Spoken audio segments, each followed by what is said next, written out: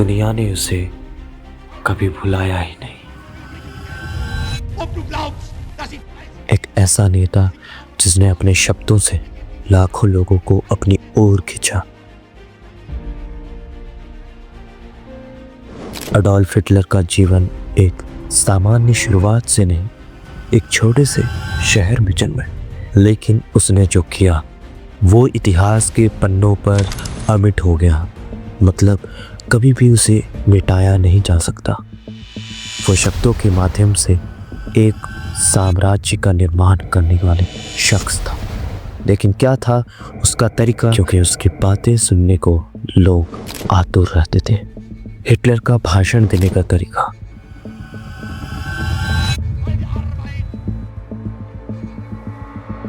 जो किसी भी सामान्य नेता से बहुत अलग था।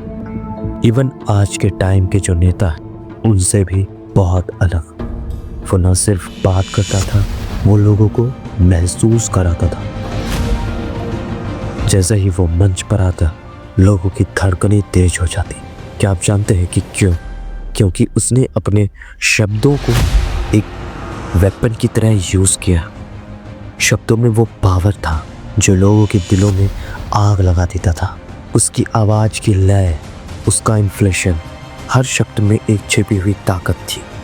हिटलर ने ये सीखा था कि किस तरह से लोगों की भावनाओं को नियंत्रित किया जा सकता है, वो बिना किसी विशेष तर्क के, केवल भावनाओं के माध्यम से।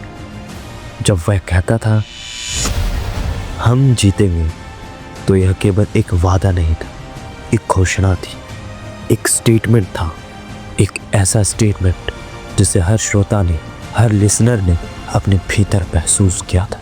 वह जो करता था वह नफरत और उम्मीद का एक अद्भुत मिक्सचर था। जब वो कहता था हमारे पास कोई और ऑप्शन नहीं है, तो यह शब्द डर और आक्रोश का संकेत देते थे। पर फिर भी लोगों के भीतर उम्मीद की एक किरण जाग जाती थी। जैसे जैसे उसने अपनी भाषण कला को निखारा, वैसे वैसे उसकी ताकत भी बढ़ने लगी। हिटलर ने खुद को एक ऐसे नेता के रूप में प्रस्तुत किया जो न सिर्फ एक आदमी था, बल्कि एक विचारधारा था।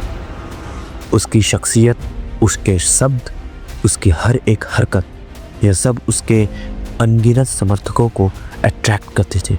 वह जानता था कि किस तरह से अपने व्यक्तित्व को कल्ट बनाना है, और उसने इसे बहुत एफिशिएंटली किया। आज हम यह सोचते हैं कि कैसे एक आदमी ने पूरी दुनिया को अपने हाथों में कर लिया था। क्या ये सिर्फ एक संयोग था, या फिर ये उसकी बेमिसाल कम्युनिकेशन स्किल का रिजल्ट? वह शक्ति जो शब्दों में थी, उसने न केवल लोगों का मन जीता, बल्कि पूरे देश को भी अपनी ताकत से झुका दिया। अगर हम सोचें तो हिटलर की सफलता उसकी शक्ति के कारण नहीं थी, बल्कि उसके शब्दों की शक्ति के कारण थी। उसने अपने शब्दों को एक वेपन की तरह यूज़ किया, और इस वेपन ने उसे दुनिया में सबसे ताकतवर बना दिया।